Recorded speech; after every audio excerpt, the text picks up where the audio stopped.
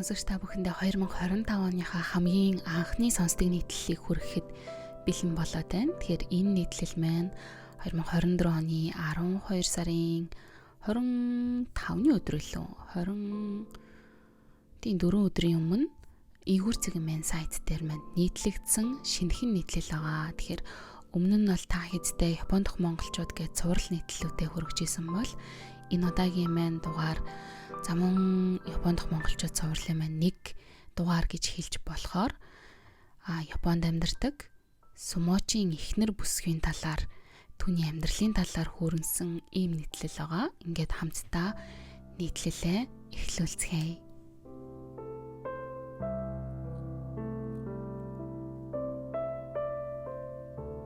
Галт шувун кимонотой бүсгүй.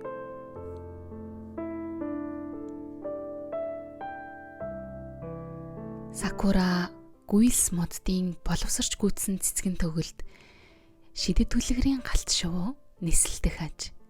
Алтлаг үтсөдөө дэлхэн гахвалах нь игээл эзнийхээ өөх түүхийг хүрнэхээр яарах шиг. Үдшийн сарны гэрэлд улирч одсон 15 жилийнхээ инхэл догол бүхнийг эргцүүлэн зогсохдоо маргааш дуусахад бүх зүйлс алга урвалсан мэт өөр болчихыг гэхээс юм. Тиймээс л цэцэгсийн хүрээлэнд эрх дураараа хөөцөлдөн буй галт шувуун чамин хээтэй энэ кимоногоо өмсөхөөс зүрхшээх аж. Гэвч маргааш үүнийг өмсөөд сумогийн дэвжээнд сүүлийн ясалгаагаа хийх эр нөхрийнхөө гарыг нь түших ёстой билээ. Хэвлийд нь шинэ амьдралын мод нахиалж байгаа ч гэсэн тохиолдол биш гэдгийг тэр мэднэ. Зандан модны хурц өнөр ханхлуулсан мөнгөн гүйс модны навчин хэлбэртэй гоёмсог ус, харт хамгатай хүндэтгэлийн кимонотой сүрлэг эрийн дүрхийг маргааш сүүлийн утаа харна гэхэд уйта хэдийж одоо л нэг гэр бүлийн эгэл амьдралаар амьдарч бүтэн амьсгал авна гэхэд цээж дүүрэгч шиг санагдана. Сумогийн эх ордон олон монголчуудын хөлхөөрт дарагджээ. Игнэн зогссон олны төгсгөлд ингэртэй цагаан Цубаки цэцэг зүүсэн Азумариу ирсэн гिचтэд хүндэтгэл үзүүлэн зогсохол хажууханд нь мөнөөх цэцэгсийн хүрээлэнд нисэлдэх галт шувуун хээтэй кимоногоо өв тэгшцэгсэн турхан бүсгүй зогсох аваа. Нараач мөн энэ өдөр нөхөртөөгөө хамт сумогийн их ертөнцөөс сэтгэлийн зодог тайлахаар өөрийгөө зоригжуулан зогссооны юм.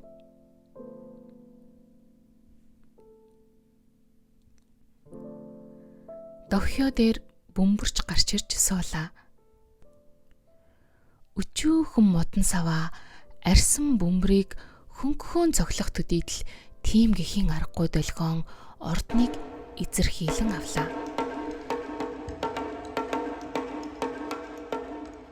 Сумочдыг муухай ад зэтгэр бэртэл гэмтлээс хамгаалахаар дуун засал хийж байгаа нь энэ аж. Ийм зодог тайлах ёслол эхэлнэ.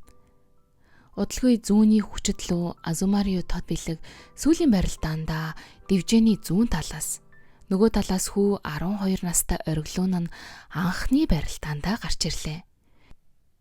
Харин дэвжээний зүүн дороос нараа тэднийг анхааралтай ажиглах нь эр нөхрөө ахиж энэ дэвжээнд харахгүй гих гунигхрал санааширлын аль нь ч биш. Харин энэ л дэвжээнд ам амьдралаа зориулахын сацуу ийм сайхан хүүхч мөн өсгөж өндийлгэж чадсан юм байна. Энэ сайхан гэр бүлийг минийхэн цогцлоож чадажтэй гэх бахархлын харц байлаа. Барилдаан эхлээд удалгүй хүү 15 жил дээд зиндаанд цолоо хадгалж чадсан хүчит лөөг дэвжээнээс нь түлхэн гаргалаа. Миний залуу үе надаас хүчтэй. Ирээдүг хүүдээ залгамжлуулж байна гэх аавын мөн хүчитлөөгийн алсын санааг харсан ээж хүний ханийн мэдрэмж зэрэг сэтгэлийг нь уйсуулан баясгах аваа. Урьсан олон зочдын дунд инээмсэглэн бүхийх мөнөөх галт шувуун кимонотой бүсгүй. Цаашид таны сэтгэл тогтлуулан унших нийтлэлийнхээ гол дүрийг нулимсаа нууцхан арчхайг нь би ордны арын судлаас харин ажин суусан билээ.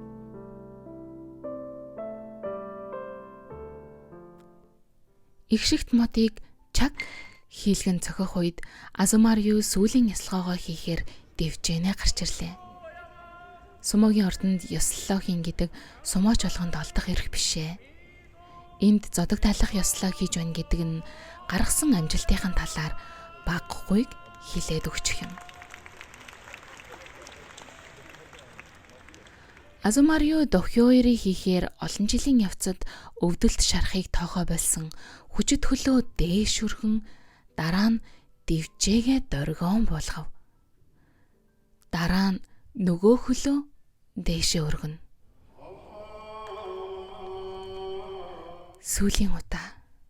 Сүүлийн удаа гэж бүсгүй сэтгэлдээ шивнэв. Сумогийн ордонд олж байгаа энэ бүхэн нараад зүүдч шиг санагдан зарлагчийн яриа нэг наашлан нэг цаашлан байхад өнгөрсөн бүх амьдрал нь өдөр өдрөөр нэхэгдэн дурсагдана.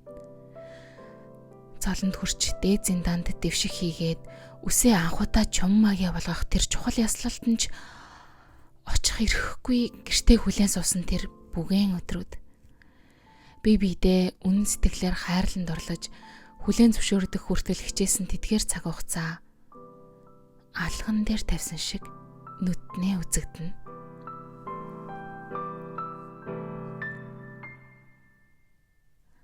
Удаах бүлэг, зодог тайлах, мэдэгдэл.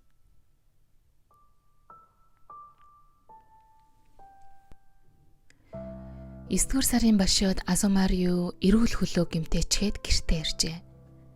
Тэр өдөр анх удаа нараад "За би ч ер нь болж ах шиг байна да" гэж цохуулахад нь гинтийн мэдээнд сэтгэл нь хоосроод явчихлаа. Өчүүхэн бэртэл бүхэл үүний цаатахт нь бууж өгч шантарч буцаагүй биш үү? Яагаад тэр гинтхэн ийм юм ярих болов?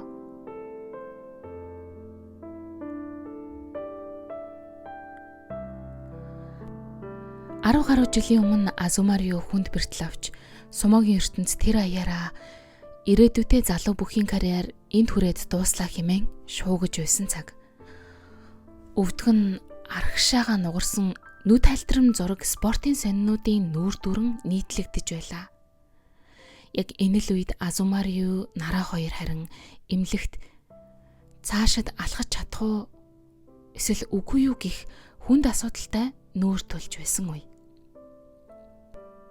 Харин өнөөдөр үлдсэн эрүүл хөлөө гэмтээж доголохдоо анх удаа энэ үгийг хэлж байгаа нь нэж. Өнгөрсөн 10 жилд би өөрийгөө 2 хөлөөрөө л барилдаад байна гэж бодтол нэг л хөлөөрөө барилдаад байсан юм байна. Бэртлийн дараа биемээ зөнгөөрөө эрүүл өвдгөө хамгаалж нөгөөдөө өөрөөр хэлэх юм бол нөгөө хөлөндөө илүү ачаал өгч барилдаад байсан юм байна. Эрүүл өвдгөө бэртээснийхаа дараа за энд хүрээд л зогсох ёстой юм байна гэж ойлгосон гэж нөхөр нь хэлжээ. Ир нөхөр нь өөрийгөө хэдийнэ мэдэрчээ. Бэлтгэл тасалдаггүй, бэлтгэлээ худлаа хийдэггүй. За гэвэл ёогүй тэр хүн шийдвэрээ хэдийнэ гаргачихсныг нараа харцнаас нь л ойлголоо. Цол дагаж бяр гихчээр өнгөрсөн жилүүдэд 140 гаруй килограмм жинтэй байснаа 160 килограмм болтлоо нэмж өдөр бүрийн хүнд бэлтгэлийн артаас бие зүлэх гэж судас шүрмсөө шүд цун сонгох, мөстө усанд твчээр заан хавангаа буулгах, бие таллаж нэг бүхэлдэн нэг халуун вананд оруулах зэргээр хүний биеийг боломжит бүх нөхцлөөр хүчрхэгжүүлэх хөдөлмөр.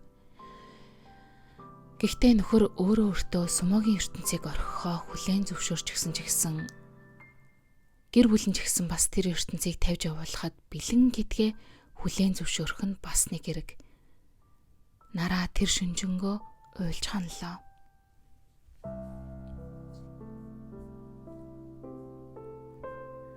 Сумо бүхийн ихнэр байх гэдэг жилийн тэн хагаст эзгүй нөхрөө хүлээнгээ гэрт орж им гадаа гарч ир болохын нэр. Тэмдэглэлт баяр ёслолтод ч гэсэн үр хүүхдийнхээ өмнө эцэг эхийн үргийг зэрэг биелүүлэх үүрэг. Гинтийн хагцал зовлон ч гэсэн ганцаараа туулан гарах хатуужил боловч босго өндөр Тэгж аягийн тэр ертөнцид эр нөхрөө дагаад сэтгэл зүгээрээ хамт байралтаж байдаг учраас ингээд л гинтхэн хаалганы цан үлдэн гэхэд таанч харамсалтай.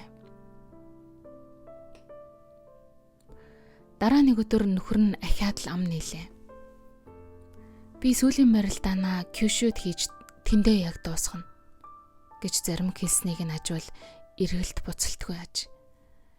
Нарагийн дотор байсан найдварын өчүүхэн гэрэл бүх шиг боллоо. 11-р сарын барилдаан болох Кюшү бол нөхрийнх нь ахлах сургуулаа төгсөж өсвөр насаа өнгөрүүлсэн хамаг бүхний эхлэл болсон нутаг. Тэнд гэж хэрвээ шийдсэн л бол эргэж буцахгүй нь лавтай.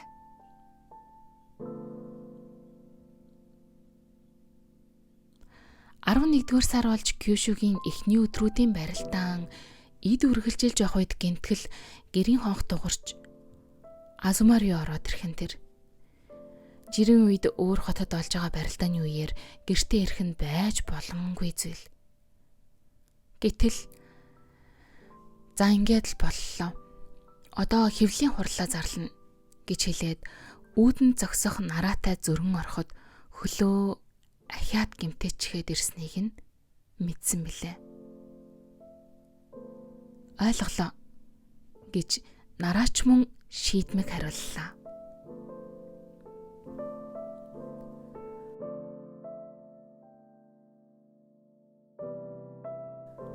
Дугаар сарын 27-ны өдөр. Зодог тайлах яслалын мэдэгдэл хийх өдөр. Сумагийн ордонд гэр бүлээрээ очиж зодог тайлах осноо албан ёсоор мэдүүлв. Азумарио сэтгүүлчдэд сүүлийн ярьцлага өгөөд өнөөдрийг хүртэл маш их баярлалаа. Өнгөрсөн хугацаанд бүх чадлаараа хичээлээ. Гэр бүл хань ижилдээ баярлалаа гэж хэлээд толгоо бүхийв. Өнөөдрийг хүртэл гаргасан шийдвэртэй огтхон чиргэлцээгүй юм шиг байсан эр нөхрийнхөө нүдэнд нулимс зээлхэнхийг бүсгүй харав. Уушиг хангарын нэрийг хүүхэд шиг уулахыг харах өдөр ирэх юм гэж санссангүй.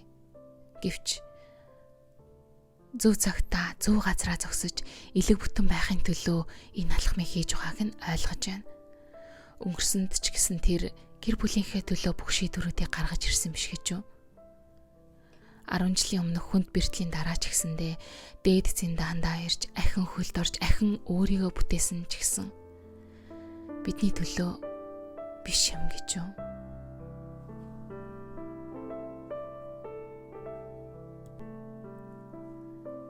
Удаах хэсэг бэртэл гихч сорил.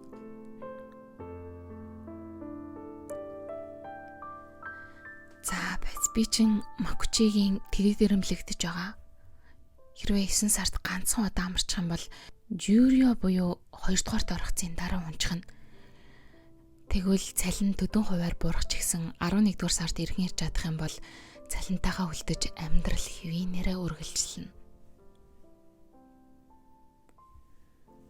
Азумариогийн хөл дээр 200 орчим килограмм жинтэй өрсөлдөгч нь унаж өвдг нь хоошоо нугарснаар тэсгүйе бэрх өвдөлтөндөө дуу алтан орилжээ.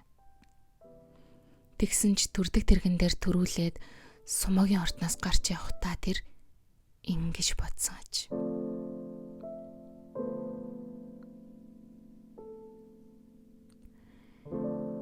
Жюрио буюу Мэйжи эртний үед бүхчүүдийн цалингийн системийг бий болоход шинээр үүссэн зинда бөгөөд тэр үед Макуштагийн эхний 10 дотор ирэмблэгдсэн бүхчүүдэд сар болгон тодорхой хэмжээний цалин олгох болсон байна.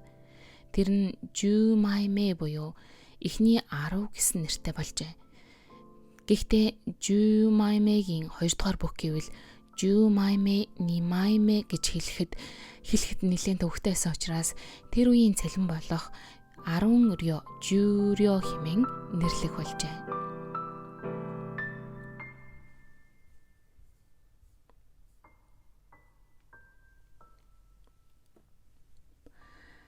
Нараа Монголд найзынхаа хурамд оролцохоор ирсэн үеийн таарчээ.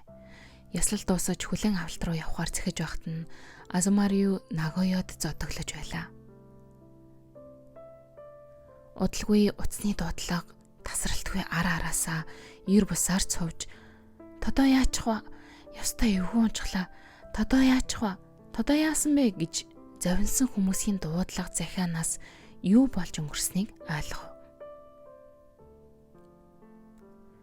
Хүлэн авалтаас Яро Сандруу гэртээ харж барилдааныг нөхөн үзээд тэр асгартлаа байлаа.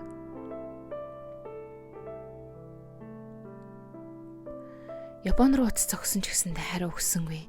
Тэгж оройхон нэгэн утас ирж Нагоягаас Токио руу эмнэлэг шилжүүлэх болсон тухай сурагдуулдан эр нөхөртөөгөө хідэн үг солих боломж тохиох нь тэр.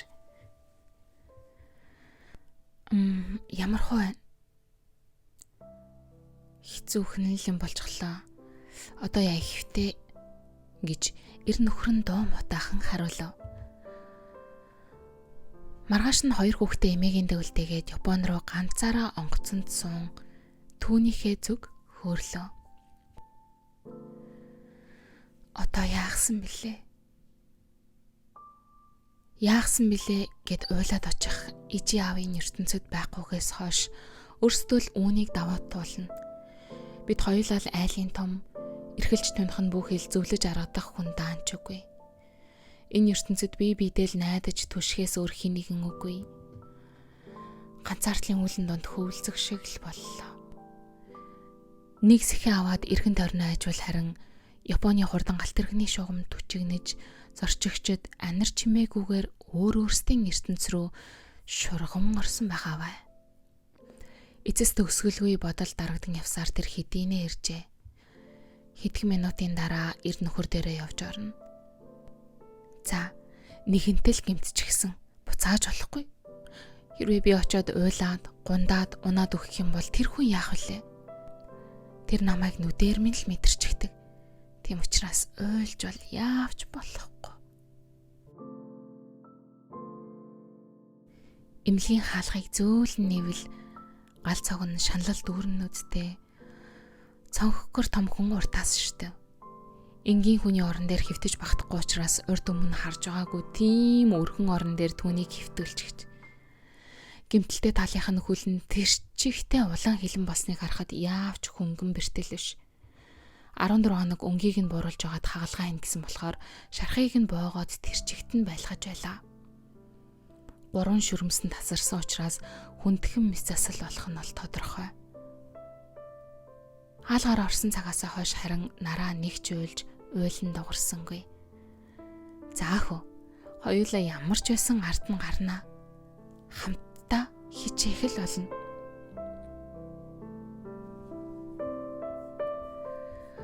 Маргаашнаас нь эхлээд нараа нөхөрлөгөө очих бүртээ өөрийнхөө өс зүсийг цэвэр сайхан байлгахад онцгой анхаарч хэрэндээ гойж гоодох боллоо.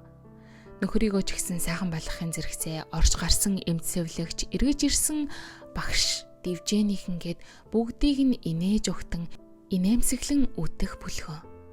Харин эмнэлгийн хаалгаар гарангуутаал таанчтай одоо яах вэ? Яагаад бид хоёрт ийм зүйл тохиолдож байгаа юм бэ? Энэ хүнийг би яаж босгож ирэх вэ? гэж нуран унана. Гэхдээ л босгоод ирнэ гэх итгэл нь хаачих вүлээ.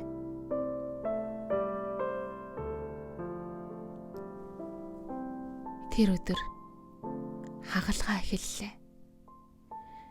Хэдэн цагийн ч хүн тагалгаа болсныг бүү мэд. Чимээ анирг үед гав ганцаар л нөхрөө хүлээн сууна. Даанч явда. Яагаад ийм муу зүйл тохиолдчих вэ?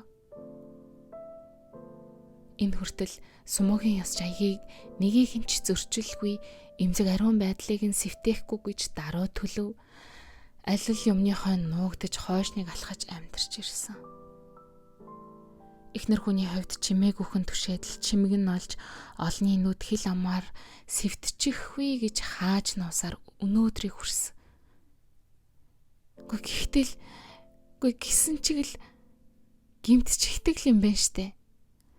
Яс журмаар нь яваад ч муу юм үзхээ хүрэх юм бол адилхан л үздэг, адилхан л туулдаг юм байна. Тэгвэл би өнөөдрөөс эхлүүлээд өөрийнхөө амьдрна. Муу юм ирээд наалтчихъя гэж бөөцөөлөн хайрлаж байсан тэр сүсэг биширлээсээ би л хавтаа өнөөдрөөс эхлээд ангичирна. Өөрөө өөрсдөө л хүчтэй бай. Амьдрал амьдрсан шиг амьдрий. Асвал ассан шиг л асъя. Тодоо нараа хоёр үүнээс хойш өөрсдийнхөө амьдралыг олноос нууж хаах биш. Ерөөсөө ил бай. Ерөөсөө л тод бай. Одоо юунд ч битгий санаа зов. Юунд ч битгий авт гэж тэр өөртөө амлалаа.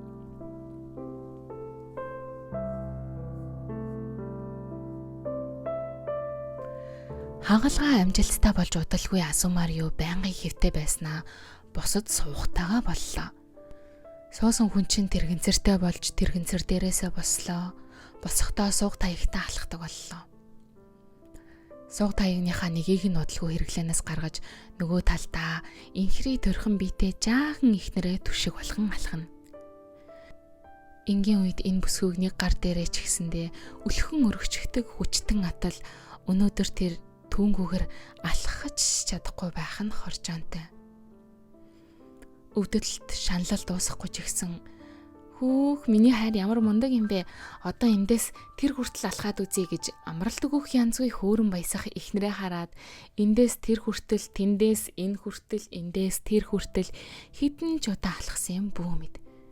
Тэр хоёр коридорт нааш цааш алхасаар унжина. Дараа нэг өдөр харин нараа гэрхтэн өнөөдрөөс эхлээд бүр таяггүй хоёр хөлөөрөө алхна гинэ гэж итгэж ядсаар өгтөв.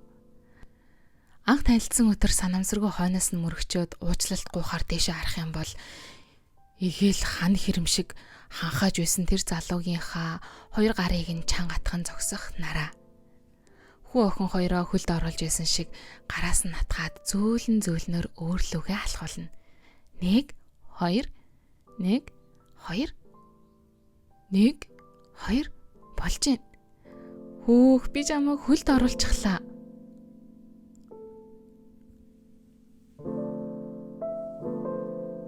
Дэд хэсэг хөлтөөгөө үлдсэн ч гэсэн барилдах гэдэг нэг хэрэг. 9-р сарын барилтаа эхлүүлэл нөхөр нь гихэлзээд эхлэхийг анзаарлаа. Хойлогны мах, хунны махаар босгоод ирнэ гэсэн итгэл алдраагүй хിവэрэ. Бэртэлтэй хөлөндөө боолцтой шархыг нь 40 гаруй төмөр хавчаараар үдчихсэн байх. Өдөр бүр сэргэн засах хэмжүүлгээнд явж дасгал хийх авч гэмтэлтэй хөлний булчин шолбоож солбаажээ. Гэсэн ч Асумарио 11-р сарын барилтаанд гарна гэдэгтээ итгэлтэй байлаа. Дэвжөөнийхөө багшид хүсэлтэй уламжил бол татгалцсан хариу доорхноо хүрээд ирлээ.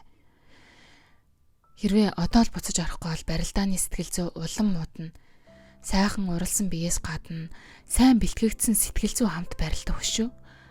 Хад чулуу шиг хатуу биесээр өдөрт хэдэн зуун удаа учрах тулаан хүчтэй мөргөлдөөнийг сөрөг сэтгэл зүгээс улам алсраад байж чадахгүй гэж тэр багштай тайлбарлажээ. Үнэн мөн. Гэхдээ үүний цаана мөнөөхөл хүний амьдрал цалингүй болчих юм бол гэх айдас байгааг нь нуух юусэн билээ. Нөгөө талаас Асумариог хүнд бэртэл авсны дараа спортын сэтгүүлчдчдэр холбооных нь ч гэсэндээ энэ бүх ахин барилдахгүй гэдэгт бүрэн дүүрэн итгэчихсэн байлаа. Гэмтэл ах үеийнх нь нүд халтар магшны зургийг нь баруунаараач тэр барилддаг, зүүнээрээ ч гэсэн тонгорч чаддаг Авиаста хүүгийн карьер энд харамсалтайгаар дууслаа гэсэн агуулгатайгаар нийтэлж байсан. Гэтэл нөгөө бүх нь ганцхан башин өнжөөд буцаад ирчихнэ гэж хэн санах вүлээ дээ. Ядаж жил амраа тийхгүй бол энэ хүн чинь ахаад гэмтчихвэл явж чадахгүй болчих шүү гэсэн байр суурь холбооноос илэрхийлв. Багш шахалтанд орохдоо Асумариогийн мэс заслын эмч рүү холбогдож асуувал болно гэж эмч нь итгэлтэйгээр хариулв. Эмчийн үгийг багш хэрхэн давах вүлээ дээ.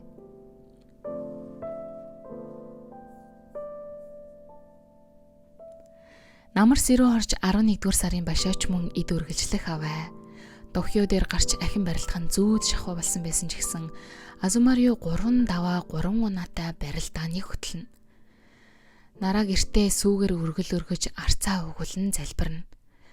Хэрвээ 6 авчих юм бол зиндаандаа үлдэж амьдрал хэвэндээ үлдэнэ гэж байхад Сумогийн холбооноос харин энэ хүнийг амраа гэх сануулга ахин дахин ирүүлнэ. Ийм шахалт хурж ирэх үед нь Бямб нэм гаргууд нь таарсан учраас амраадаг байлаач гэсэндээ эмчийн магадaltaгаар л амрах эрх нь үүсдэг учраас эмч нарыг даваа гарагт орж ирэхийг нь хүлээх л болно. Харин бичиг гарч ирэхийг хүлээх зуур Азумарио Бямб нямын барилдаанд ахин нэг давч чадлаа. Ингэж үлдсэн 7 өдрийн барилдаанд 2 давх нь гарцаагүй учраас зиндаандаа үлдэх нь баараггүй боллоо. 12 дугаар сар. Шинэ жилд өгч байхад Монгол бөхчүүд улирч байгаа жилийнхээ амжилт оноог дүгнэхээр уламжлал ёсоор цуглан суугалав. Хамт олноосоо олон сар холдож имлэг гэрийн хоронд жим гартал цуцтал алхсан нөхрөө хүн хөл тасардаггүй Роббонгийн гудамд хүргэж өгөөд гэрийн зүг жолоо эргүүллээ. Шинэ жил нь дуусах үест утас цохих учраас чимээ хүлэнгээ нараа өнгөрснийг бодол хийлэн хэвтэнэ. Сумооч нар нийтийн тээврээр явах өөрөө машин барих нь төрмөнд хориотой учраа Сумогийн эхнэрүүд ихэвчлэн том машин хөлөглөн нөхрөө ажилтанд хүргэж өгөх тосго ажлыг нь хариуцах нь элбэг байдаг.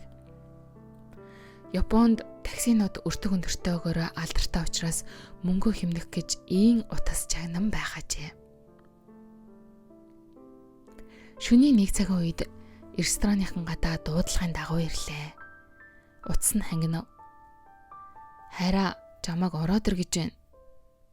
Юу гэж байгаа юм бэ? Би хар шөнөөр гэрийнхээ хувцастай нүүр царай ийм навсаасан хүн яаж тэр олон бөхчүүд дээр явж орох юм? Ёстой орж чадахгүй ичж гин. Чамаг л оруулж ир гэж юм да.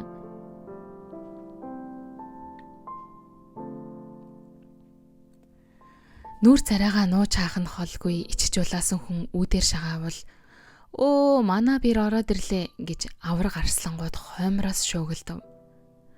Үүднээс эхлээд бүгд л мэдчлэн гар ирж, зарим нь бүр чанга твэрч, зарим нь бүр үнсэж орхилоо.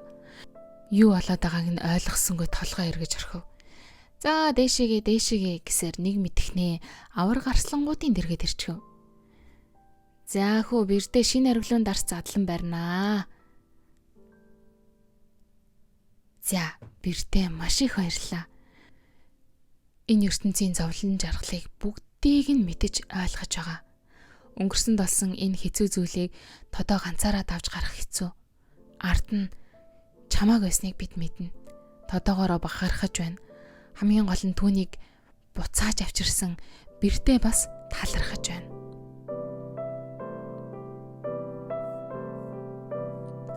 Энэ үгийг сонсоод гинтэл сэхэ авах шиг юу тууснаа сая нэг ухаарлаа. Нулимс нь юугүй бөмбөрөөд эхэлсэнд эхлээд гайхаж орхисноо удалгүй ойлгох шиг болов. Толгоог нь нийлээд "Хэцүү цаг үеийг туулж байна да" гэж өрөвдөн харлах хөнгөө болохоор буцах тухай бодох ч ирэхгүйгээр хар ирчээр урагш зүтгэсээр хагаад ард нь гарчиж. Нөхрийнхөө унаж байгааг нь анхаарахтаа нэг уйлснаас хойшоо өнөөдрийг хүртэл ахиж нэг ч нулимс унгаагүйгээ сая нэг саналаа. Игээл аавда ахтаа эрхэлж явах шиг дотроо онгойтол нэг уйлж авлаа. Тэр өдөр залуу бөхчүүд Азумариог унсны дараа шоконд орсноос барилдааны сэтгэл зүйн навс унсан аж. Дэвжээрөө зүгээр гарчи гэсэн сэтгэл зүгээр л гарч байсан гэлцэх. Барилдаандаа төвлөрч чадахгүй Дивжээний хайжууд хэвтэх төр зурхан төсөөлөгдөхөд нүд нь харах хуйлж дивжээнээс үсрээд л гараад байсан гэж ярьжээ. Аргагүй л бөхчүүдийн зүрхэнд шар ус хуруулсан Сумогийн түүхэнд үзэгдэж харагдаагүй тийм л хүнд бэртэл байж.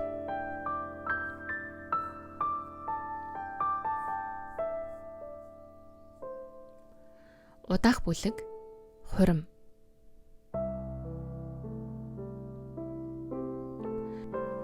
Дэвжиний багштай олон сар нуусан үннээ хэлэхээр хулганан байсан ч Азумарио нэг л өдөр тойрч зүгтгхийн оронд тулж суугаад бүх үннээ дэлгэн бүхийв. Би гэр бүлтэй гэж. За, гэр бүлтэй юм байж.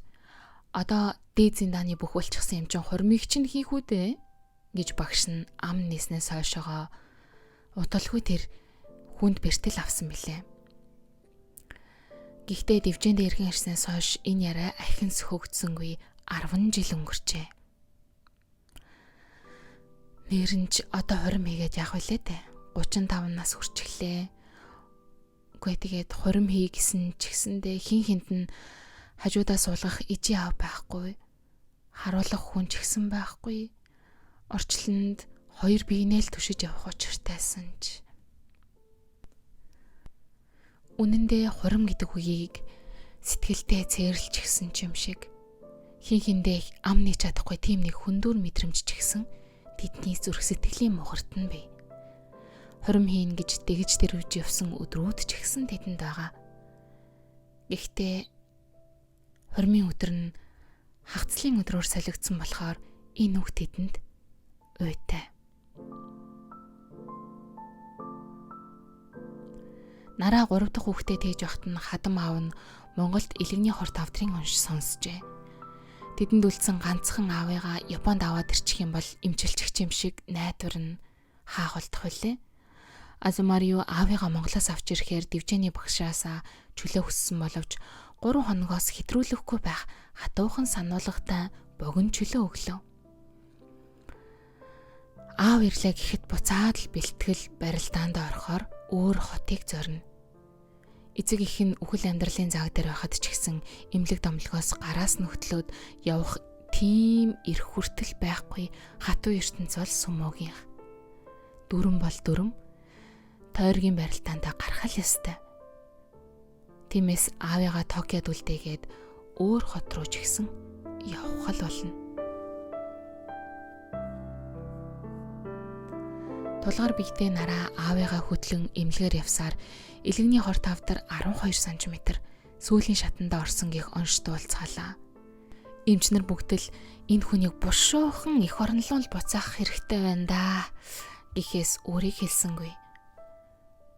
Аав амьдралынхаа сүүлийн өдрүүдийг үзэж байгаа нь хинаач. Гэхдээ аавд үнэнг нь хэлсэнгүй. Бид аавда амжилтынхаа зах зухыг үзүүллээ. 2 сайхан өрийнхөө зулааг өнөрлүүллээ. Сайхан бүхнийг үзүүлж, сайн болгоныг барьж, дэмтэй шимтэй гэвлэл зооглуулахаас өөрөөр аавыгаа бид яаж баярлуулж болох вүлээ? Энэ хаврыг үзэхгүй гэж хэлсэн эмчийн үг бодогдоод сэтгэл хөндөрлөнө. Тэгвэл аавтаа нэрэ хурмаа хийж үзүүлээ. Том хүн ураг барилдаж өрхөө татахыг сонсоод аав нээрнч бүр хөл хөөрцөг боллоо.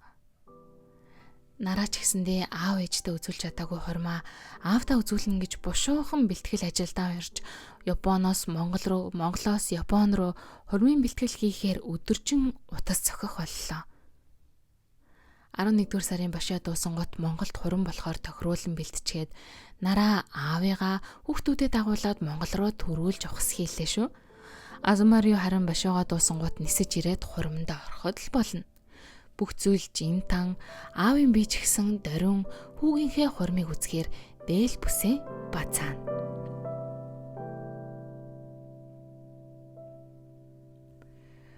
Харамсалтай нь хитгэн өдөр хожимдсан юм. Аав хурмаа үзэж чадсангүй. Хурим болох байсан өдрүүдэд аавыгаа хөдөөлүүлэхээр алхаж явна. Тийм болохоор л өнгөрсөн 10 жилстэд энэ үгийг амнаасаа унгаж чадаагүй. Сэтгэлийнхээ мухрынхаа мухарт боож баглаад нуучихсан. Үр хүүхдүүд өсөж өндийхийн хэрээр харин одоо тэд үзүүлэх хүн байхгүй биш, харин үр хүүхдүүдтэй үзүүлэх ёстой юм байна. Ээж аваараа бахархаж сайхан гэр бүл зохиох дараагийн замыг нь засах ёстой гэж тэд зоригтой шийдэн 35 наснда ураг барилдан хайраа баттгсан аж.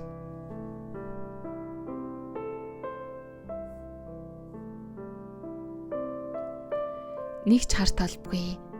Цасан цагаан Ширанукийг зэгсэн свит бүсгүй ёслолын танхимд орж ирлээ. Цэвэр ариун байх хийгээд өнгөрсний хар барааныг арилгаж шинэ амьдрал руу алхан орох сүсэг өөрийн ариун байдлаар гэр бүлээч гисэн босгон бүтээх эхлэл болохож. Дээш өргөссөн цагаан малгай нь нарийн хийцтэй авч гоёл чимэглэл нэхэхэн ч үгүй байх нь гой сайхан байхаас илүү даруй төлөв зөөлөн намтай байхыг илэрхийлмүй. Бусдаас онцгойрон дөвийг бус малгай шигээ эрхэм энгийн анхаарал үл татам хийгээд бат бөх байх нь Японы уламжлал заншлын гоо үзэсгэлэнгийн хэмжүүр байхавай. Үд шиг хөнгөн мэт авч даахад бэрх ёс заншлыг нь тэргүүндээ залаад Япон дэгээр ёсолцгоосон авч хинээс ч үлэмээж хинээс ч үл нуугдаж өөрийнхөө бүхнийг шийдэж тод бүр илүү тод гялалзах Монгол бүсгийн хувцастайгаа хурмаа өндөрлүүлсэн билээ. Тэднийг аав ээж нар нь тэнгэрээс харж бахархсан нь гарцаагүй. Удаах хэсэг нуусан гэр бүл. Доод зиндааны бүх гэтэг гэр бүлэд хижээх нь битгий хэл өөрийгөө ч гэсэн авч явах чадваргүй гэж үздэг учраас Сумагийн ертөнцид хориотой гэр бүл зохиох болоогүй тул тэд бүгд дэвжээндээ байрлан амьдарч бүх хүч сэтгэлээ бэлтгэл сургуулалтандаа төвлөрүүлнэ. Гэхдээ Азумарио хэдийнэ хэлжүүл болох нууцыг тээсэн байсан нь бие давхар ихнэр нялх охинтойгоо түрээсийн байранд гал голомтой бадраасан явдал байлаа. 2011 оны 3 дугаар сарын 18-ны 14 цаг 46 минут Япон улсад 9 магнитудын хүчтэй буюу урд хожид байгаагүйгээрээ хүчтэй газар хөдөлж далаад ор хөрсний нуралт үүсснээс цунамигийн өндөр зэрэглэлт аюулын дохио татав. Удалгүй 20-30 метрийн өндөртэй цунами хот руу дүрж 10 км гаруй бүс нутгийг хамарснаас олон мянган хүн амь насаа алдсан билээ. Улс орны гашуудлын нулимс хатаж амжаагүй байтал Фукушимагийн 1-р атомын станц осолдсон аимшигт мэдээ шил даран дуулдаж хорт бодис алдсан байх вэ гэж улс орон даяараа ахин төгшөөрт автсан өдрүүд үргэлжилнэ. Энэ үед нараа дундгүйгээ тэгээд удааг байлаа. Хүмүүр их орон руугаа буцахаар нислэг хүлээж байсан энэ үед сумуучдыг харин их орноо орхин гарахыг нь хориглов. Гадаад бүгчүүд ч мөн Японыг орхих хориотой. Их орныхоо хамгийн хүнд хэцүү энэ үед ард түмнийхөө сэтгэл санааг өргөж итгэл найдвар нь болох үүрэг бол сумуучдынх.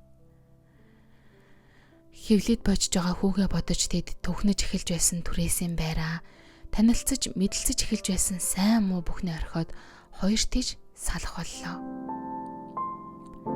Салъя гэж салсангүй салаа замын ирэхээр саллаа та хайрт чимэн.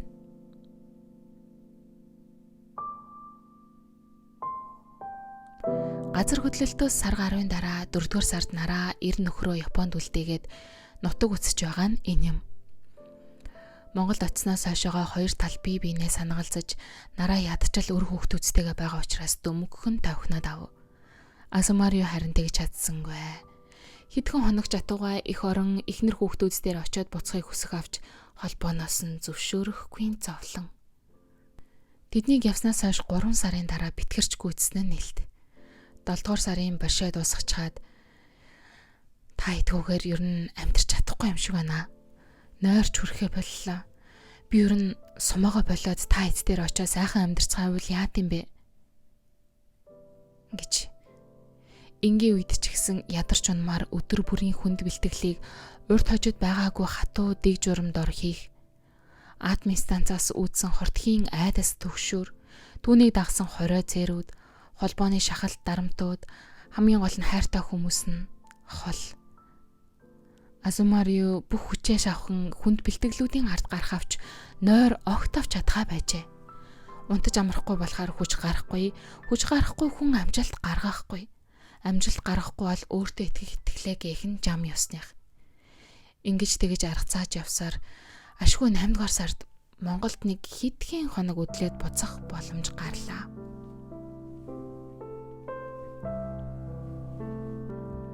Нараа энэ богинохон хугацаанд нөхрийнхөө сэтгэл санааг тогтворжуулах ёстойгоо бүрэн дүүрэн ойлгож мэдэрч байлаа. Ирсэн даруйд нь л уужим талаа зорж хорвоо дэлхий ямархан уудан болохыг нь эргэн сануулжээ. Цээжээ дүүртэл самсаагаа шархиртал талын салхи харна тэжээ. Эзгүй талд эзэнгүй салхины нэг хэсэг нь болох шиг эрх чөлөөтөө дураараа омглон болохыг нь ч мэдрүүлнэ. Хайрт минь ээ, юмыг дуусгах гэдэг амархан биш үү? Хизээж дуусгахч болно. Гэтэл эхлүүлэх гэдэг хэцүү. Ахлах сургуулаасаа өдийг хүртэл чи юуны тулд барилдсан бэлээ? Жаахан л хичээчихвэл дээд зиндаанд орох боломж чамд бүрэн дүүрэн байгаа. Бид гурав дээр ирж амьдрна гэхэд чинь үнэхээр их талархаж байна. Гэхдээ хийж байгаа зүйлийнхээ эцсийг нь үзээгүй хүн хожим жаахан л тисчихгүй явдаа гэж харуулсах нь гарцаагүй. Харин энд сайхан өрөө төрүүлээд байж бай. Чи харин жаахан л хичээчих.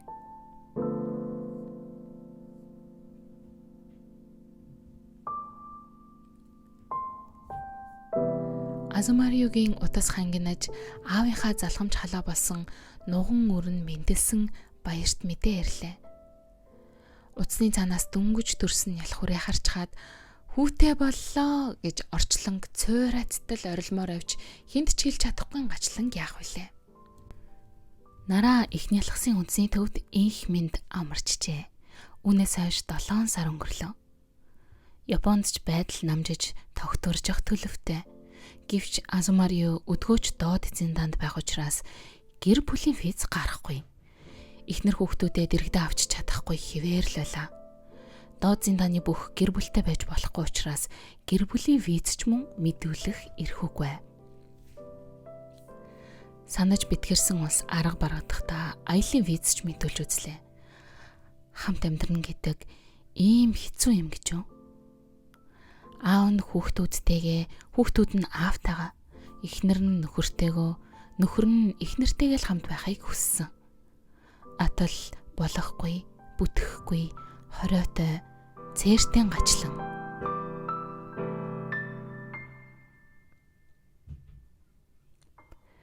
Хэсэг хугацааны дараа аяллаа виз 3 сараар гарч ашгүйтэд халуун ам бүлээрээ нэгэн тээвэр дор цуглацгааж авлаа. Аав нь анх удаа хүүгийнхаа ялах үнэрийг үнэрлэж ханхар цээжиндээ тэрч үзлээ. Тэр гурвыгаа ирнэ гэж хотын төвдөө тогтоо байруулж түрээслээд бэлтгэлийн завсраар ирж очиж нугуу цагаа хүнжил гудас зөөсөөр товхнуулаад ав. Ирэх өдрийнх нь өмнө шалаа мөлхөж нэг, тонгойж нэг, тонголзож нэг угаасаар гял цэл болгоод сая нэг санаа амрав. Гэхдээ санаа амарвуу гэтэл бас үгүй. Эхнэр хүүхдүүд нь дэрэгдэн ирчгээд байхад ч Азумариугийн сэтгэл тогтохгүй яарсаар байгааг нараа анзаарав. Дөрвүүлээ болоод хариуцлага улам ихсэж гэдгийг эр нөхөр нь ухамсарлаж байгааг ч гадарлаж байлаа. Өдөр өдрөөр хорогдож байгаа 3 сарын аяллаа виз дуусгаас өмнө дээд зиндаанд орж чадахгүй бол ахиад л амьдын хагцал үзэж ганхарч гансарсан өдрүүдийг туулна гэхээс тэсхүүе бэрх. Гэвч дээд зиндаанд орох гэдэг тийм хялбархан даваа юу гэвэл бас үгүй. Энэ хугацаанд нөхөр нь гэртээ хонох, эхнэр нь ч дэвжэн дээр нь очих ирэхгүй бүхэл энэ залуухан ирээдүйтэй бүхийн ард 3 хүний нүд бүлтийтэл хүлээж суудаг. Үгүй ер оршин байхыг нь ч мэдэхгүй. Гадуурч хамт явж үзэгдэж харагдаж болохгүй цавлан. Арай ядан гэр бүлээрээ гадуур хоол идвэл оройны 20 цаг өнгөрөөлөл за харин одоо дэвжээргүй явахгүй болстой гойргүй одоо хаалгаа барьлаа гэсээр явж одно. Орой болоход нараа 2 хүүхдэд дагуулад ганцаараа гэрийн зүг халахна. Хаяа үчи хоноод яваач дээ гэж уйлах гуйхын завсарт зөвшөөрүүлж чадлаач өглөөний 6 цаг гэхэд л хаалга гаднаас хах чимээнээр нойрносоо сэрэх билээ. Доод зиндааны бүх тинээд гадуур хоноглоод яс дүрмээ сахихгүй байх нь хэрхэн сайн байх вүлээ те.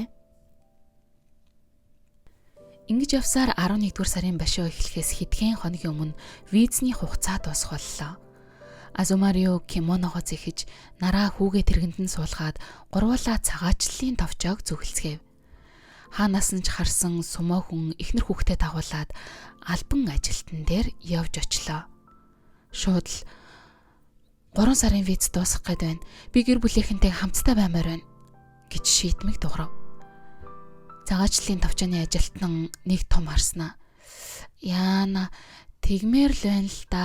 Гэхдээ та аль зиндаанд байгаа илээ? Ийм зиндаанд байгаа хүнд виз сунгадаггүй юм а гэж ёсыг барин намдуу харуулв. Би одоо Макуштагийн Жой зэрэглэл дээр байгаа. Хэрвээ 11-р сарын барилдаанд дөрвөлд авчих юм бол дээд зиндаанд орж цолтой болно. Дараагийн сард би заавал гарна.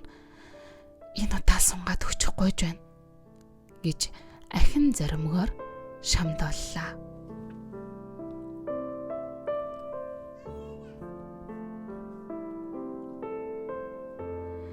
Азумариог дээд зиндаанд орсныг тэмдэглэх цолны мялалга найрын зарм монголоорч тэр японоорч нэг тарав. Монголоос ахан дүүс аав нь ирж мялах найранд нь хамт явцгаана. Харин нараа ир нөхрөө гэрээсээ үдэн арт нь хоцорлоо. Би энэ хүнтэй зовлон жаргалаа туршилцаж өдий хүрсэн байтал анх удаа үсээ чум магээ болгож анх удаа хүндэтгэлийн кимоногоо өмсөх тэр торгон мөчт нь хамт байх ирэхгүй байх нь юуны учир вэ? Хүүхдүүдээ цэцэг шиг гоёод өөрөө ч сайхан болоод хань ижлийнхээ хажууд бахархан зогсохсон гэж бодоход дотор нь хоосорчих шиг.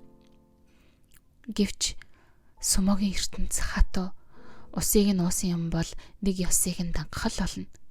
Гэр бүлтэй гэдгээ нуусан бол хариуцлагыг нь ч гэсэн бид өөрсдөө өрөх нь зүүн хэрэг биш үү? Тэр оройн харин цолны мэлалгаас хөлн газар хүрэхгүй баярлаж бахархаж ирсэн аав нь бэрийнхээ чихэнд аав нь охиндоо үнэхээр их баярлаа. Хүүгээрээ бахархаж охиндоо баярлсан өдөр байлаа. Химээсэнд яагаад ч юм сэтгэл нь уужирч онгоох шиг болов.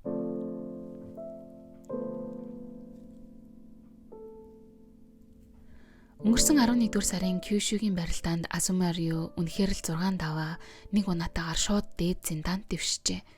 12-р сард гэртээ ирсэн даруйд ахин цагаачлалын албан дээр очиж нэр төртөөр гэр бүлийн визэд аруулж авсан нь хожим мартагдахгүй дурсамж. Амжилт гаргахын цаана Азумариод хариуцлага, хамтдаа бай гэсэн хүсэл шатаж байсан нь энэ буюу. Анхал хамт амьдарч болох хэсэгтээ эргэлзэн байхад би энэ амьдралыг авч явна, амлалтандаа хүрнэ гэсэн үнэхээр л тэр амлалтандаа хүрлээ.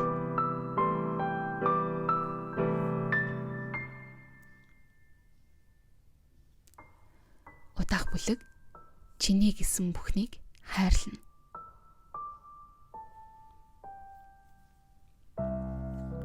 Нараа Японд ирж 1 жил ажиллаад нутаг буцахаар шийдсэн байлаа.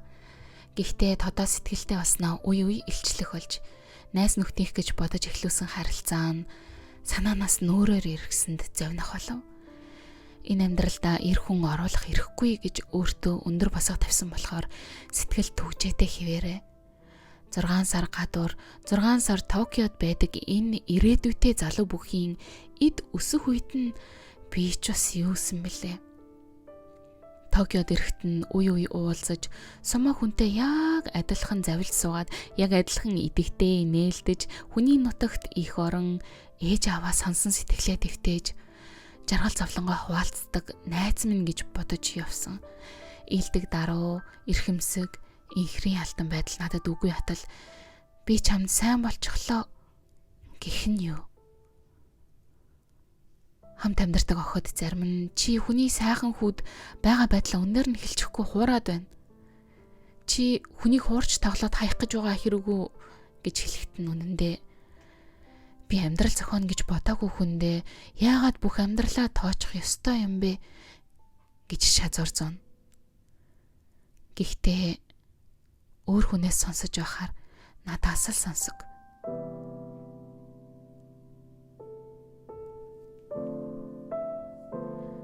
Товсон цагтаа явж очивол Тодо инээмсэглэн ухтлаа. Тодод үннийг хэлэхэр шийдснээс хойш бошио дуусах Токиод ирэхийг нь хүлээсээр багагүй хугацаа өнгөрчээ. Тойрч зүхтаад байсан хүн гинтэл уулзахаар дуудсанд баярлаж гайхах зэрэгцэн нь лавтай. Би ээжигээ алснаас хойш хүнтэй сууж хувийн амьдрал хөөхийн оронд ард үлдсэн амьдралаа тэгшлэх ёстой гэж шийдсэн. Нөхөр сүдэр гэдэг зүйл надад байж болохгүй, уучлаарай. Чиний амьдрал энд шинээр эхэлж байна. Харин би энэ амьдралыг нуруунд дээрээ үүрч яваа хүн. Тиймээс би чамайг чөлөөлж байна. Үүнээс хойш хоёулаа удах тусам, ойр дотн болох тусам бүрч хэцүү учир цайгаа аваад энд зогсоё. Чамд тасах гад байна. Чамайг ярихыг өгүүлдэг болох гээд байна. Гэж нараа нэг амьсгаагаар урсгаж орхив. Энэ үед нарагийн зүрхийг юу тэгтлээ өвтгөж байсныг хэн мэдэх вүлээ? Нараа Тододоо энэ амьдрал туулсан бүхнээ нэг нэгэнгөө өгөөлөө.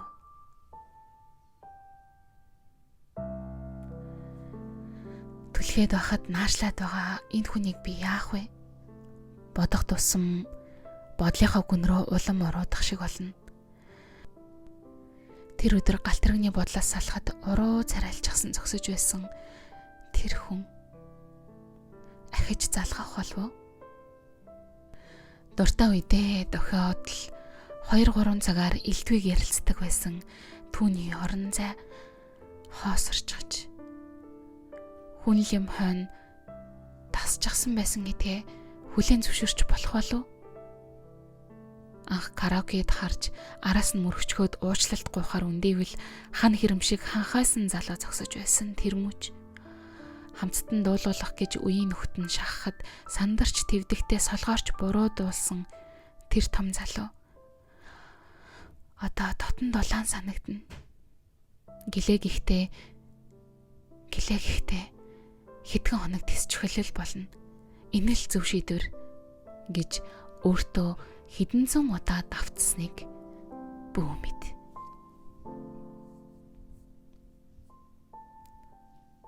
Яг 3 хоногийн дараа Тодогоос мэйл иржээ. Удахгүй Токиод очих учраас уулзах цаг асуусан байлаа. Яах гэж байгаа бол гэхээс айж гайхахын зэрэгцээ сэтгэлийнх нь мухарт өөрөөсөө ч нууж хаасан найдлагын очин үе манас хийх нь гайхалтай. Тодо нарагийн урдаас харж суугаад удаанаар би 3 хоног бодоод шийдвэрээ гаргаад ирлээ. Би чамд хайртай гэж хэлчихэд чиний хайртай болгоныг чинь хайрлаж чадахгүй юм бол би чамд хайртай гэсэн нь худлаа юм биш үү? Хайрлах болохоор минийх болооч. Хин юу гэх нь хамаагүй. Би энэ амьдралыг авч явна. Амлалтаа биелүүлнэ гэж цармаг шолон төвхарлаа.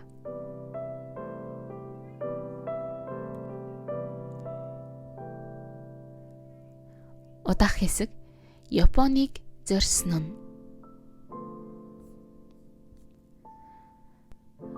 Басаарай гэх дунаар нойрмог хүн машинаас дуртай дургүй буувал эгээл тэнгэрийн орон гэлтэй их зурд нь Фужи уулын цасан оройд наран гэлбэлзэн гялтганаж орчныхоо өнгийг өөртөө уусган тэврэх шиг чимээгүй ихнэр дүнхий хаж энэ их талын дунд ганц агваа хархан тийм төгс, тийм сүрдэн мэдрэмжийг анх удаа авлаа. Нарагийн нүднээс нулимс өөрийн ирэхгүй бөмбөрөхт нь хамт явсан танил нөхдөөсөө зовнохдоо буруу харан арчмар болов. Сар гаруун өмнө Японд ажиллахаар ирчгээд Токиогийн төвийн зай завсар мутайхан шамбаарлцсан байрлахууд, хөндлөн голд урсан өнгөрөх хүмүүсийн урсгал, хүнд хиймэл гэрлүүд, өндөр барилгуудын шилэн фасаданд үе тусаж харагдах нарны шууд тусгалд тэр хэдийнэ давчтаад эхэлж гисэн байж. Уул ус харж захгүй талд хөл нүцхэнгүйж өссөн хүүхэд болохоор аргагүй аав ээж их орноо сансан нь. Тэр дороо 2 гараа хавсраад хайрхан минь миний хүслийг биелүүлж намайг зоригтой хүчтэй байлгаж өгөөрэй. Намайг хөлөө олоход минь туслаарай гэж охин залбирав. Тэр өдөр чинь нараа хамт ажиллагсадтайгаа Фужигийн ингэрт орших Фужигүй хайландад буцаад хүүхэд ч болчихсон шиг хөөрн тоглолцоолоо. Нэрэн хизээ ингэж өөрийгөө залуухан охин, айлын охин хүүхэд шиг мэдэрч үзлээ. Өдрийн 3 цагийн үед тэд амс хийхээр боллоо. Токиогоос Фужи хүртэл шүнжин машин цэгсрүүлж, өглөөчн тоглосон. Өчнөө хоног ажилласан альжаалаа тайлах юм хум болцоож, халуун аршаанд хуваагдан орцгоолоо. Халуун аршаанаас гарч ирээд одоо 2 цаг унтаад Фужигээс буцаад Токио руу хөдлөнө. Амралтын газрын тогтоо сандлууд дээр тэд толгой тавиад ном унтцгаалаа. Хэсэг хугацааны дараа ахиад л босоорой гэх дуунаар чадан ядан өндөцгөөвөл 2 бүүхэл 4 цаг унтцгаачихсан бололтой. Гадаа харуу болжээ. Дотор гэрлүүд асаж оройн аниргүй давтсан байх юм. Энд тэнд хүмүүс ямар нэгэн ноцтой зүйл ярилцах шиг шивэр авир хийлцэх нь ямар нэгэн зүйл буруугаар эргэсний дохоо. Бушуухан гутлаа өглөөд хаалгараа гүн харвал өглөө алтан өнгөөр гялалцаж байсан эргэн тойрон цагаан өнгөөр хучигджээ. Нараа ийм өндөр хунгар цасыг анх удаа харж байгаа нь юм. Цас аюултай хэмжээнд орсон учраас бүх автомашин, автобус, метро, галтэргэний хөдөлгөөн хорогдож, тэмдгийн хүмүүс игээл цасан тосгоны оршин суугчид шиг эндээ тасран үлджээ. Нараад яг л цасан өнгөт үлгэрийн ертөнцид ирчихсэн мэт санагдав. Зүуд биш байгаа. Фужи руу ирэхийн өмнө битгэртлээ сансан ээж нь гинтэл толгоог нь нилээд сэрээсэн нь угтаа зүуд байсан бэлээ. Ээжээ, та хаана байсан юм бэ? Таныг зөндөө хайсан шүү дээ. Гэвэл ээж нь дүүдээр нь очиж санааг нь омраагаад ирлээ. Одоо чам дээр ирж байна. Ээж нь харж байгаа шүү. Миний охин мундаг байгаа. Ахаад жаахан л хичээчих юм бол болно миний охин гэж яг тулж суугаад хэлсэн нь тэндүү бодод. Босод суугаад ээжийнхээ хэлсэн үгийг цаг минутаан дэвтэртээ тэмдэглэн үлдээлээ.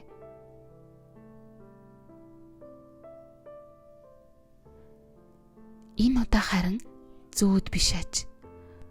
Токио руу буцахч дүүрсэн хэрэг боллоо. Тэр оройд цасан ертөнцтэй хантал тоглож өнжлөө.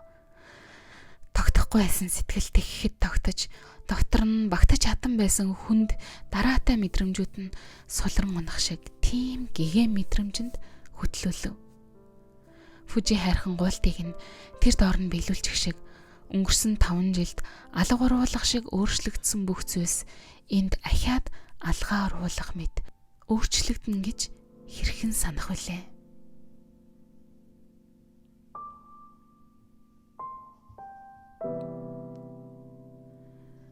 Удаах бүлэг алга уруулах мэт 5 жил.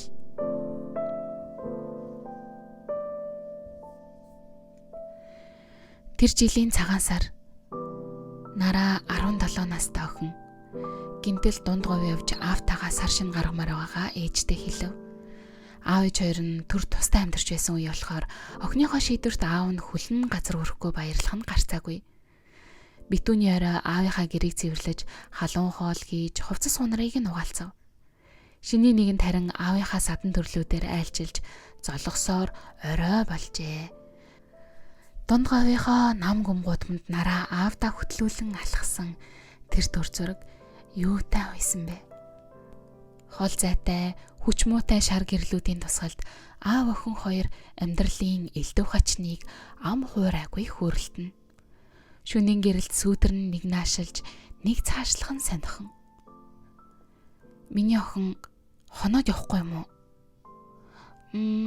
Маргааш өглөө нагаз ахынх руу ирж явах болохоор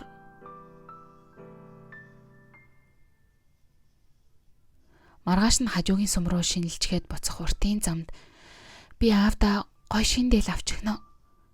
Нүнжигтэй хөөрөг авч өгмөр байна гэж амьдралын зах цухаас дөнгөж амтлан яваа 17 наст бодно. Аав нь гундуухан харагдсан ч юм уу, амьд хүнийг хараад атаархсан ч юм уу, аавыгаа үүнээс хойш сайхан амьдруулж, сайхан харагдуулах хүсэл нь тэгэхэд буцалж байсан гэлтэй. Харж ирэх үед хэдийнэ харанхуй болжээ. Аавын гэрээг зөвлөн очивол амархаар хөвцөн бололтой харанхуй. За маргааш ирээ гэж нагцынхаа гэрийн зүг толгой эргүүлсэн охин өглөө гэхэд өрхийг нь бүтээсэн аавынх нь гэр өгтөн гэж төсөөлсөнчгүй яваа инэлээ.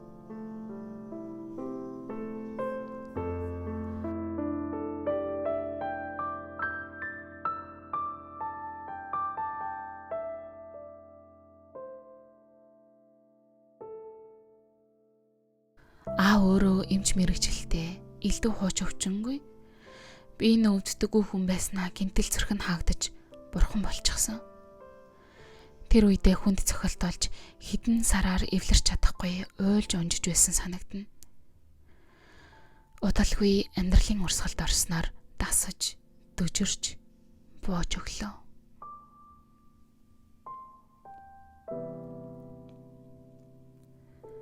Харин 22 нас. Их сургуулаа төгсдөг жил ээж дүү бид хоёрыг дуудаж цайны ширээний ард нухацтай харцаараа урин суулгав. За миний хоёр охин суугаад сайн сонсоорой. Дүү бид хоёр ээжийнхээ хоёр талд суугаад юу хэлхийг нь сонирхон сонжино. Гэтэл ээж нь хотоодны хорт авдартай болсон байна. Сүүлийн шатандаа яваа гинэ. Одоо яа гэхүү? Өнөөдөр л гурвал ойлъя. Маргаашнаас ойлгохгүй тэмцэн.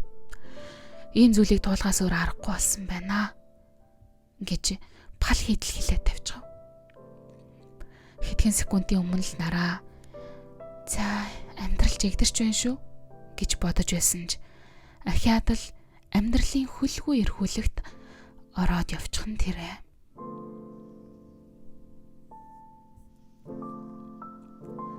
Үнэхээр л тэр өдрөө ээж нь охидтойгоо оройжин уйлж харин маргааш өглөө нь юу ч болоогүй шиг эртлэн босож ажилдаа яваад өөд болох хүртлээр ажиллаар хийсээр дууссан юм. Өөд олчих нь чинээ санаагүй гэж нараа бодно. Тэр яриа баснаас хойш удалгүй хавдар авах хагалгааны тав гарчээ. За үнэхээр хүн чатандаа байсан шүү.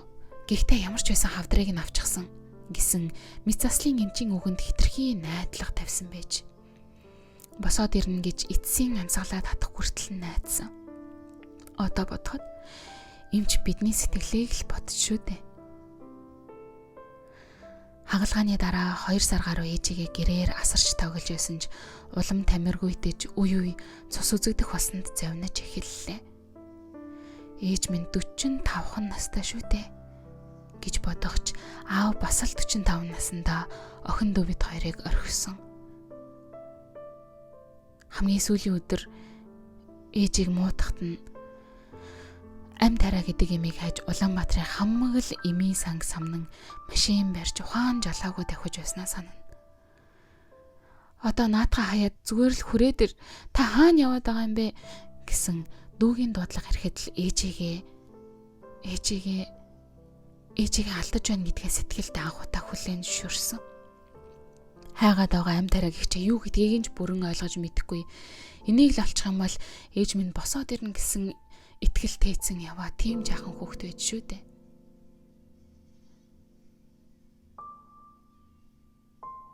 Гэрийн хаалгаар яруу сандруу гүн орвол ээжийн хажууд дүү охин суужээ. Өөр ах дүү хамаатан садан хинч байсангүй. Ээжийн найз дулаахан харцтай эмч бүсгүй бидэнд хань болно. Ээж нь ингээд амт тавьж байна миний охтод. Ээж нь та хоёрыг одоо сонсож байгаа. Хэлмээр байгаа юм байвал хэлээрэй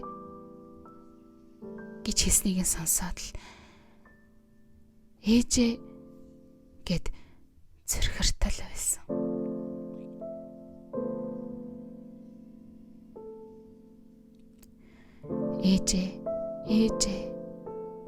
Ээжээ гэд хэд ч хэлсэн юм бүү мэд хэлээд лээсэн. Гэтэл ээж миний гараас чанга атгаад гинтэл бацаад ав. Дэндүү чанга бацсан. дүүгийнхийг биш, минийхийг шүү дээ. Ээж нэр намайг сонсож байгаа юм байна. Надад итгэж байгаа юм байна. Намайг энэ амьдралыг цаашаад хариуцаад аваад яваарай гэж итгэл хүлээлгэж байгаа юм байна. Ээжийн хэлдгээр би тэр өдөр л уйлаад маргааш нас нахиад байлаагүй. Амьдралын төлөө зүгээр л улангассан бух шиг зүтгэсэн. Тэгжил 22 настай хатуужилтай би болсон юм.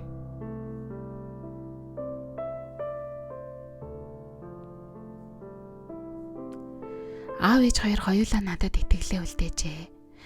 Чи аавынхаа итгэлэн шүү. Чи ээжийнхээ түшиг дүүгийнхээ хамгаалагч нь шүү гэж эрхлүүлэх бүртээ хэлдэг байсан аавын үг. Ээжийн сүүлийн мөчөд атгсан гар. Аавгүй болсон 17 нас. Ээжигээ алдсан 22 нас. Гар хүрхэн бүүгэл том дугаарч зандруулж үзээгүй өссөн эрэгтэй хөхөн энэ 5 жилд юуг үзэж, юуг туулаад хэн болох нь вэ?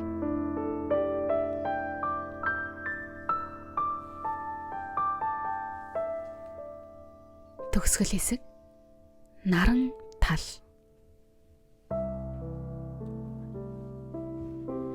Газар нь тэнгэртэйгээ залгаан наран талд аавын урдын дууны айзам хөнгөн нь алсад уул ус жирэлцээд л байгалийн өнгөнд нүд гэл болцох нь юутай сайхан бэ?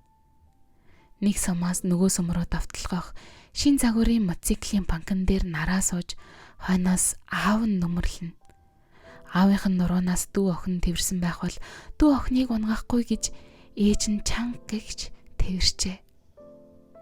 Гой вухтаал 3 сайхнаас хансан нийлж 2 хүүхдийн ижи аав болсон залуухан гэр бүл наран талдаа давхиж яваа нэмэ. Цагаан дэлгэрт өрх татаж нэг нь эмчээр нөгөө нь банкны санхүүчээр ажиллаж байсан цаг ямсанж. Эмч залуу морь уях дуртайж эрэгтэй хүүхдгөө болохоор уйсан морийг нь унах хүүхэдгүй. Айлын эрэгтэй хүүхдгүй гэхэд өөрсдийн уйсан морийг унуулна гэхэд бол бэрх. Аавынхаа хүслийг биелүүлэх гэж ирсэн шиг нараа 4 настайгаас л морь унах эрх өөртлөв. Аав охин хоёр моринд дуртай гэж юу хэлэх вэ? Аав нь морио уяад оторлогоор явахт нь хормоцоор дагаж явж санаа намарна. Анхны хүүхднийм болохоор ээж нь гангар шаазан шиг хагарчихгүй гэсэндээ морь унуулах дурггүй. Гисэн ч тэд уяхтаал уйж унахтаал унана. Аймаг суманд айрагдаж хүртэл ирж аавынхаа магнайг тэнэлгэж байсан тэр улаа бутарсан хацартай жаахан охин. Дэндүү өөрийнхөө омглон элдвтэй бяцхан охин. Залуухаас баян талдаа хураг ишигтэй хөөцөлтөнд тоглох охиноо харж гэрэлт ирээдүг нь төсөөлөн мишээцгээв.